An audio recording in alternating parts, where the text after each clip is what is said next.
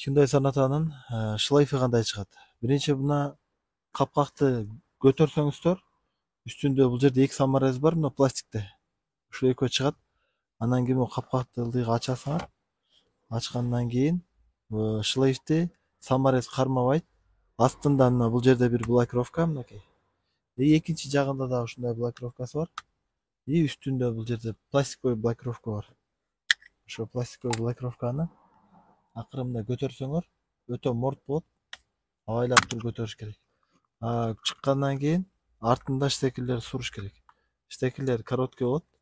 Бири сигналдын штекери, дагы бирөөсү айрбактын. Мына бу эки штекер. Буну кадап атканда дагы бир аз ошо ордуна салып алып туруп, анан кийин могу штекерлер сайлат. Анан ошо шлейфти чыгаргандан кийин, эгер шлейфти кайра салып атканда, чыгаргандан кийин бул жерде хамуттап койгула, айланып кетпесин. Айланып кетсе, мунуку өзү айланбай калат экен, кээки муналар айланып кетет. Андан кийин кайра айланган абалда салып койсо, шлейф ичи үзүлүп кетет. Буларда чечкенден кийин өзү блок өчүшүп калат экен корейскилерде. Буларды шлейфтер неге жооп берет?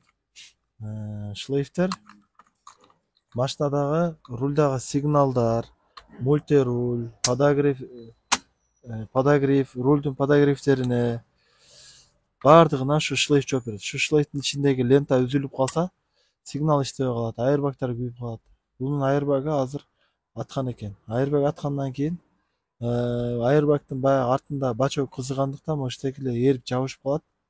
Уже айрбаг восстановление боло турган болсо, анда бул шлейф кошо алмашат. Бул штекерлер жаңы келет. Анан ошону менен кайра иштейт. Восстановление айрбаг, шлейф болсо бизге каалай бериңиздер.